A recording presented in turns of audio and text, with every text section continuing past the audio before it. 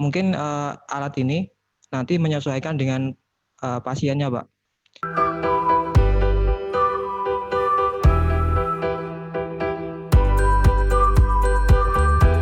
Terima kasih Mas Simon, Mas, selamat ya sudah sampai ke babak final Gemastik ini.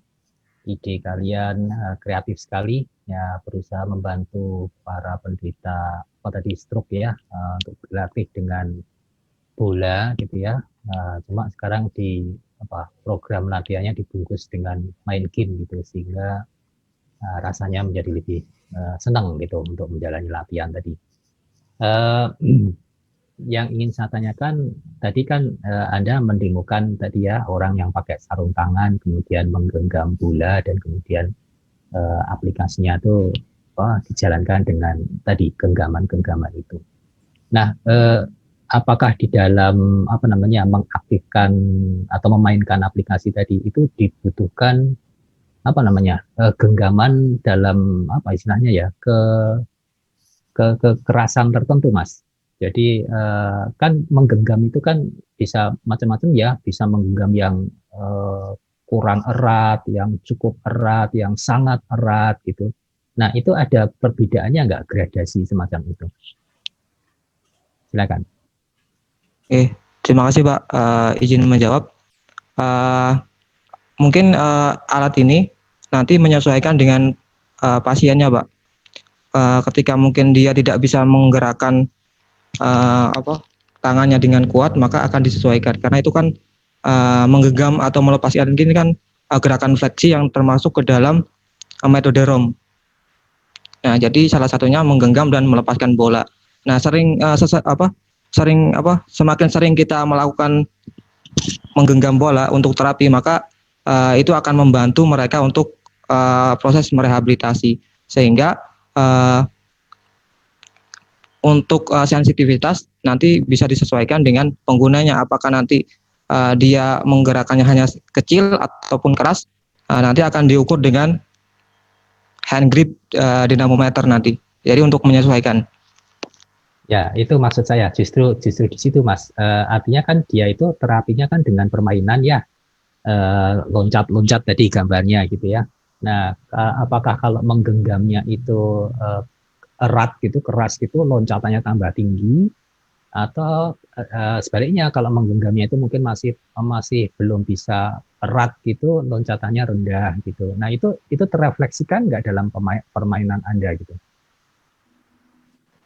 Kalau di sistem yang kami buat, jadi dia hanya mendeteksi ketika dia menggenggam, kemudian atau fleksi dan melepaskan. Jadi berarti masih untuk biner ya, belum ada gradasinya ya, Mas ya. Jadi untuk tingkat sensitivitasnya nanti disesuaikan di pembacaan sensornya, Pak. Jadi nanti dia bisanya untuk pasiennya seberapa.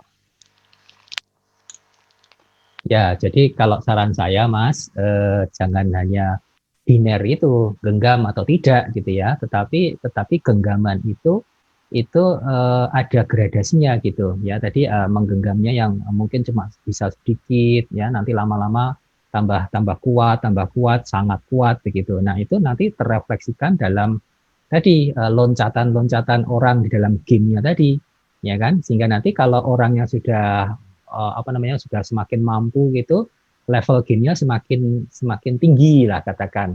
Ya, game itu kan juga macam-macam toh. Ada yang levelnya masih pemula, ada yang menengah, ada yang sudah advance gitu. Nah, ini juga bisa dibuat seperti itu sehingga orang jadi tertarik untuk main game gitu dengan menggunakan melakukan terapi dengan main game itu tadi gitu. Ya, ini mungkin sesuatu yang bisa kalian kembangkan untuk kedepannya, dan mestinya tidak sulit toh untuk menambah fitur gradasi dari genggaman ini. Ya, itu kan hanya sekedar mengubah data input saja menjadi besaran-besaran yang lebih halus gitu. Gitu ya kira-kira Mas ya. Terima kasih masukannya, Pak.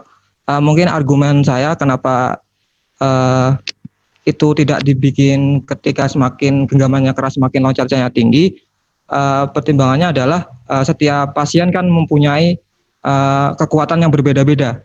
Nanti ketika itu dilakukan challenge seperti itu, ketika nanti dia tidak bisa meraih poin yang banyak, maka dia tidak happy dalam memainkan game. Jadi dia ketika walaupun hanya sedikit menggenggam, dia bisa loncat gitu Pak. Pertimbangannya seperti itu. Nah, justru gamenya juga dibuat leveling, Mas.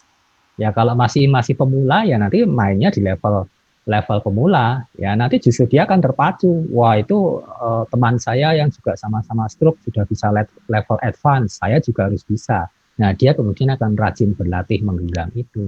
Ya, jadi bukan hanya sarung tangannya, tetapi juga gamenya bisa dibuat leveling seperti itu gitu. Ya, ya itu masukan Ya. saja sih buat pengembangan selanjutnya gitu. Ya, saya kira Terima kasih mungkin Pak.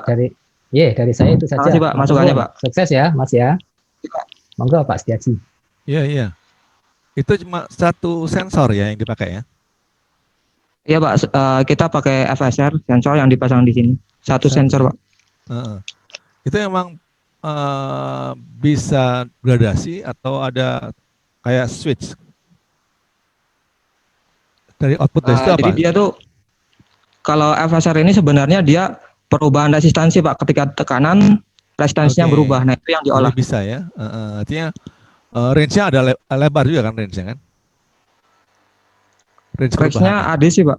AD sih Pak. Iya, berapa range perubahan tahanannya berapa banyak perubahannya itu berapa persen? Nggak cuma on off kan? Kalau misalkan kita menggenggam kuat, ADC-nya sampai 800 Pak. Kalau lemah? Kalau lemah ya bisa 0 atau kurang lebih sedikit Pak. Jadi ada range-nya ya. Terus kenapa nggak cuma langsung di bolanya aja tuh sensornya itu? Kok kamu pasang di sarung tangan ya? Pertimbangannya apa? Kenapa di sarung tangan? Karena memang bayangan kami belum kita belum menemukan sensor yang cocok untuk diletakkan di sebuah bola terapi. Karena memang kan bola terapi ini kan udah paten Pak. Kita nggak bisa kita sendiri nggak bisa merubah-rubah, sehingga untuk meletakkan sensornya di dalam ini mungkin kita belum mendapatkan ide atau metodenya gimana Pak. Jadi maka kita menggunakan sarung tangan Pak untuk membaca seberapa kuat genggaman itu. Oke. Terus kenapa pakai Bluetooth juga? Apa emangnya akan jauh-jauh jaraknya? Karena kan untuk pasien pasca stroke lebih nyaman menggunakan layar yang lebih besar Pak. Jadi tidak berdekatan gitu, sehingga ini bisa dipakai sambil tiduran Pak. Layarnya agak besar, kita bisa main sambil tiduran, sehingga bisa wireless gitu Pak. Oke. Ya pokoknya supaya nggak ribet ya. Sebenarnya kalau kabel juga masih bisa ya, cuman mungkin nyangkut kali ya. Jadi supaya nggak nyangkut pakai Bluetooth ya. Oke. Terus dari teorinya itu asal genggam aja udah membantu ya, atau ada gerakan lain? Kalau di dalam latihan gerak terapi memang kita cukup menggenggam bola Pak. Nanti semakin kuat genggamannya maka dia tingkat rumnya akan semakin baik Pak levelnya. Oke. Saya pikir kalau ada gerakan lain mungkin bisa kamu tambahkan sensornya, jadi lebih valid untuk pakai sarung tangan, kan gerakannya miring-miring, ada bedanya gitu ya. Jadi kalau cuma satu kan makanya kalau satu ya udah kenapa nggak di bolanya aja gitu ya. Terus kira-kira yang mau pakai siapa nih? Untuk pasiennya sendiri adalah pasien pasca stroke Pak. Atau mungkin bisa digunakan juga untuk pasien yang mengalami kelumpuhan pada tangan. Jadi saya pengen tahu potensi pasarnya. Lalu apakah kamu mau pilih yang versi Bluetooth kah? Atau yang versi kabel aja lebih murah gitu ya, supaya orang terjangkau gitu. Sekarang berapa harganya nih? Gimana Pak? Sekarang berapa harganya yang kamu bikin ini? Harga alat ini atau alat yang di pasaran Pak? Oh ada dua-duanya lah, yang kamu berapa, yang di pasar berapa? Kalau kami sendiri untuk kos produksi untuk satu alat ini kurang lebih sekitar 497.000. Itu udah semua hardware dan Bluetooth kami membandingkan dengan Iya Pak, sudah semuanya. Dan kami membandingkan dengan produk yang hampir serupa, namanya Music Glove. Dia hampir serupa, tapi harganya mereka lebih mahal dan masih menggunakan kabel Pak. Harganya kurang lebih 5 juta Pak untuk satu unit. Apa namanya? Musik glove ya? Ya, Music Glove. Musik glove, kok ada kata-kata musiknya emang untuk musik? Jadi dia gamenya Guitar Hero Pak, makanya musik. Oh, gitar hero, gitar ya? Jadi gerakannya gerakan memetik gitar. Gerakannya tuh per jari Pak. Kalau kita kan Ah, menggenggam. Kalau kita kan ah. menggenggam, mereka tuh per. Iya, Jadi kalau artinya kita banyak petik, sensor ya. Sensornya banyak, sensornya menyimpan sensor. ada empat sensor di sini. 4 sensor ya. Mereka kalau ditekan mereka akan ada bunyi musiknya di Iya, iya, aplikasinya. iya, iya, iya, iya. Nah, kamu mau lawan dia dengan harga lebih murah gitu ya? Iya Pak. Heeh. Tapi kalah kamu lah ya. Gamenya kalah ya. Iya, iya. Iya, mungkin juga mungkin perlu variasi gamenya kali ya. Ada yang main musik, main kendang apa gitu ya. Mungkin bisa dikembang-kembangkan supaya bisa melawan yang di pasaran ya. Dan musik glove itu memang untuk orang stroke ya dibilangnya ya. Iya Pak. Jadi bukan untuk game biasa, memang terapi ya. Oh, emang mereka desain untuk rehabilitasi. Heeh, Namanya Music Glove. Itu gamenya menggunakan sarung tangan juga. Cuma heeh. agak berbeda metode sensornya. Iya, iya, iya, iya. Ya. Oke, ya kamu tinggal, jadi ada baterai di Note yang di lengan tadi ya, sama, Iya, ada baterainya ah, Pak di sini. iya, iya. Itu kok besar banget, isinya apa aja sih? Isinya MCU sama apa? Karena ini kan prototipe pertama Pak, jadi Oke, mungkin oke. kalau misalkan diringkas lagi masih bisa Pak. Mungkin setengahnya lagi mungkin masih bisa. Isinya baterai sama MCU sama Bluetooth Ah, ya. iya Pak. Ah, oke. Terus yang di eh, laptop juga sama ya, Iya, pasangannya. MCU sama Bluetooth sebagai Ah, receiver-nya. ah. Oke, oke, terima kasih Pak Heru, monggo. Iya, baik, terima kasih. Saya lihat Music Glove harganya di Amazon $390. Jadi nggak terlalu mahal juga. 5 juta ya Bang, iya Pak. Oke, kalau ini berapa habisnya? Untuk pembuatan hardware kita habis 497.000 Pak. Oke, jauh lebih murah. Belum ada untungnya tapi itu Pak. Belum ada untungnya itu. Belum ada untungnya sama urusan lain-lain. Bangkrut. Tapi tantangannya menjawab ini ya. Kalian dari Jogja ya? Orang Jogja semua enggak? Onorgono rupo lah gitu. Meskipun harganya murah, bisa saja dengan kreativitas bisa lebih unggul. Saya betul-betul sebenarnya menunggu seperti yang Pak Lugito dan Pak Setiadi sampaikan, leveling dari game. Jadi ada opportunity dari FSR itu menyediakan resistansi nilainya berapa saja. Nah dari sana nanti ada tegangan atau arus yang bisa dipakai untuk memilih macam-macam action. Ya, jadi nggak hanya dua macam action, diam dan meloncat ya, ada yang lain lagi gitu.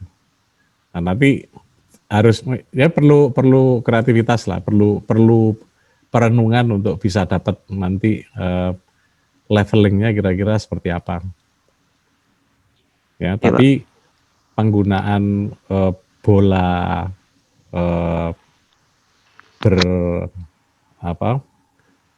istilahnya apa sih? Bola yang ada runcing-runcingnya itu. Nah, Ini itu Pak, apa namanya?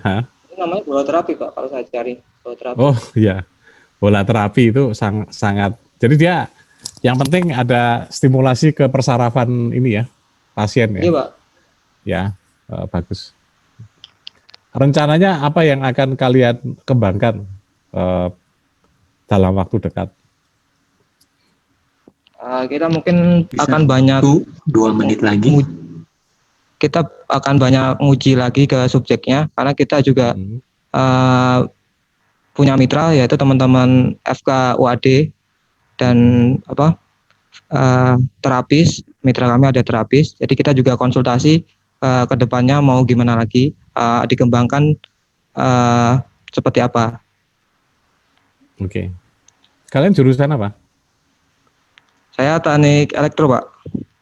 Oh, mau deket-deket sama anak FK, modus loh. Sekalian lah, sekalian. Sekalian lah, boleh lah, bagus. Iya, Pak. Kalau saya masih muda, saya juga akan lakukan itu. Terlambat Pak. Ini gagal fokus ini. Kembali ke laptop. Maksud saya ini ya, jadi rencana fiturnya. Ya, yang kalau sekarang rencana fiturnya mungkin kami akan nanti bisa level tadi yang seperti yang disampaikan Pak Lugito, untuk pengembangan level-levelnya dari yang pemula sampai yang nanti lanjutan itu mungkin kita akan garap karena itu sangat nanti bisa membedakan level-levelnya dari pasien sehingga nanti tidak ada rasa motivasi karena kan kalau misalkan kita akan ini Pak, pasien tuh gampang bosen. Jadi kalau ketika ada challenge-nya maka itu akan memotivasi ya, bikin mood-nya lebih bagus lagi sehingga rehabilitasinya tuh lebih semangat gitu Pak. kumpulin data lebih banyak knowledge dari para ahli terapi gitu ya untuk itu, jadi nggak harus sendirian memikirkan itu ya. Oke, Pak. Wadi, terima kasih, waktunya habis, sukses selalu ya. Ya, terima kasih Pak. Terima kasih Pak. Sukses Pak Mas ya. Lugito. Sip. Ya. Salam dari Jogja Pak. Siap. Ya, Nuhun. siap. Ayo. Aku ya nang Yogyo kok Mas, nang omah kok iki. Pak, saya izin screenshot Pak. Oke, Mau silakan. foto. Ya wis.